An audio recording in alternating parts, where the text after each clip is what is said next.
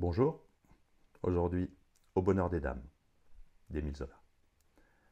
Au bonheur des dames, c'est un roman réaliste qui dépeint l'émergence des grands magasins dans le Paris du XIXe siècle. Le roman raconte l'histoire de Denise Baudu, une jeune provinciale orpheline, qui vient à Paris avec ses deux frères après la mort de ses parents.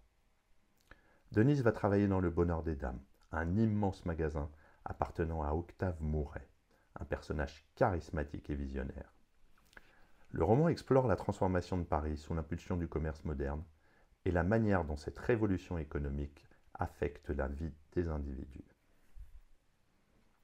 Il y a plusieurs personnages principaux, je vous en cite juste quelques-uns. Donc Denise Baudu, qui est l'héroïne du roman, c'est une jeune femme provinciale qui arrive à Paris pour travailler et subvenir aux besoins de ses frères.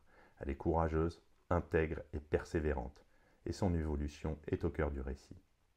Octave Mouret, le propriétaire du Bonheur des Dames, c'est un entrepreneur ambitieux et visionnaire. Il représente le capitalisme triomphant, avec un flair pour les affaires et une capacité à anticiper les besoins des consommateurs. Jean et Pépé Baudu, les jeunes frères de Denise, qui dépendent d'elle pour leur subsistance. Jean, l'aîné, est un jeune homme fragile et souvent dans des situations difficiles. Bourras, un petit commerçant d'en face qui résiste à la concurrence déloyale du grand magasin. Il symbolise la lutte des petits contre les grands dans une société en mutation. Et une dernière, Madame Desforges, une ancienne amante de Mouret. Elle représente l'ancienne société aristocratique qui se heurte à la montée du commerce moderne.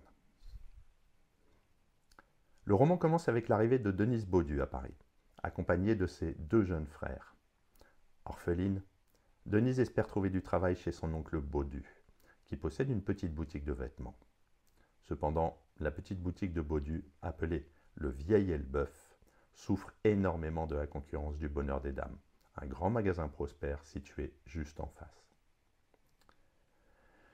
Le Bonheur des Dames est dirigé par Octave Mouret, un homme d'affaires audacieux et visionnaire.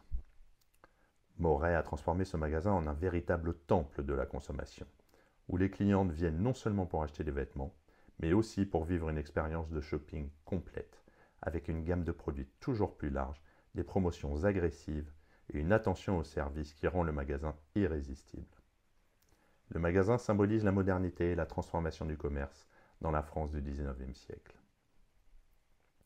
Malgré les réticences de son oncle, Denise se résigne à travailler au Bonheur des Dames. Ses débuts sont difficiles. Elle est mal payée, maltraitée par ses collègues et confrontée à un environnement de travail impitoyable où la concurrence est rude. Les vendeuses, pour la plupart jeunes et ambitieuses, voient en Denise une rivale, d'autant plus qu'elle est protégée par Mouret, qui semble intrigué par son caractère et sa droiture. Mouret, quant à lui, est un homme obsédé par le succès de son magasin. Il utilise toutes les stratégies possibles pour attirer les clientes, notamment les soldes, la publicité et les vitrines attirantes. Son objectif est de créer un besoin chez les femmes, d'attiser leur désir de consommer en leur offrant toujours plus de choix et de luxe. Il est convaincu que les femmes sont les moteurs de la consommation et il exploite cette idée avec une habileté sans égale. Mouret voit en Denise une énigme. Il est habitué à séduire et manipuler les femmes, mais Denise résiste à ses avances. Intrigué par son indépendance et sa force de caractère, il commence à la respecter et même à l'admirer. Au fil du temps, Denise s'adapte à son environnement. Grâce à son travail acharné, elle gagne le respect de ses collègues et finit par obtenir une promotion. Sa persévérance et son sens de l'honneur contrastent avec l'ambition dévorante et parfois impitoyable de ses collègues. Denise incarne une nouvelle génération de femmes qui, malgré les difficultés, parviennent à s'affirmer dans un monde dominé par les hommes et les impératifs économiques. Son ascension dans l'échelle sociale et professionnelle est aussi une métaphore de l'évolution de la condition féminine dans la société française.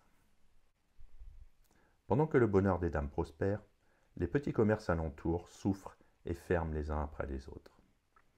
Le Vieil Elbeuf, la boutique de Baudu, ne fait pas exception. Baudu refuse de moderniser son commerce, s'accrochant à des méthodes dépassées.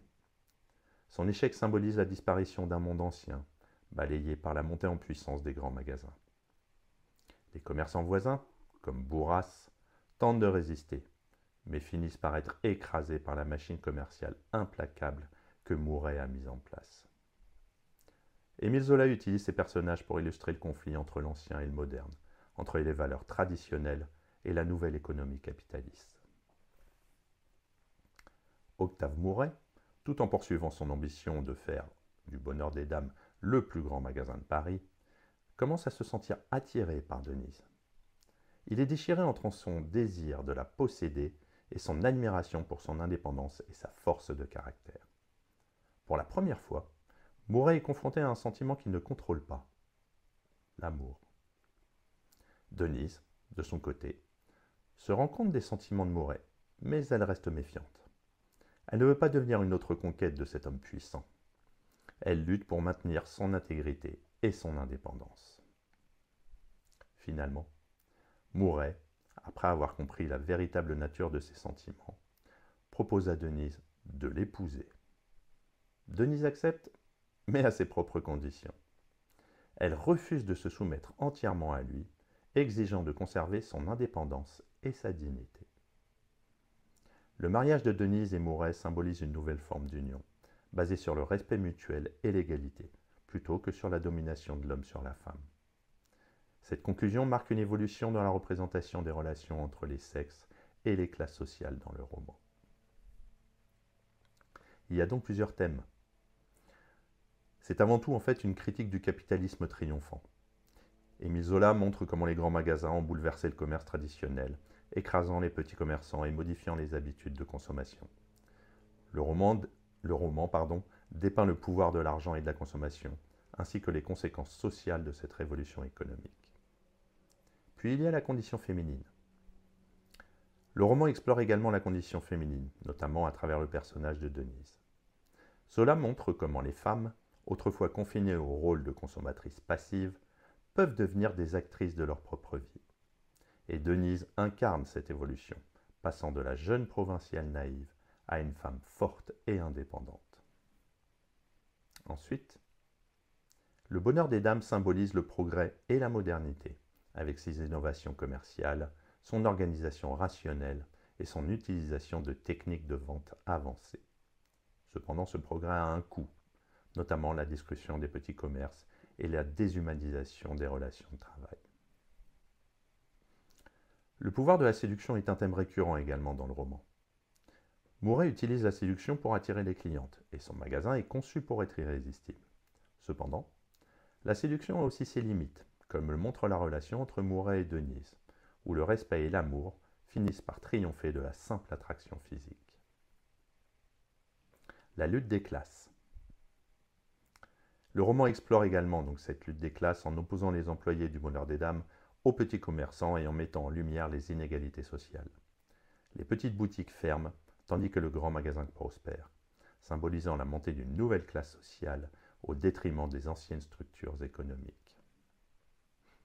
Pour conclure, c'est une œuvre riche qui aborde des thèmes sociaux, économiques et personnels avec une grande profondeur. À travers l'histoire de Denise Baudu et du grand magasin, le Bonheur des Dames, Émile Zola dresse un tableau complexe de la société française du XIXe siècle, en mettant en lumière les impacts du capitalisme et de la modernité sur les individus et les communautés. Le roman est une critique incisive du progrès économique, tout en offrant une vision optimiste de la condition humaine et de la possibilité de changement et de progrès personnel. À bientôt.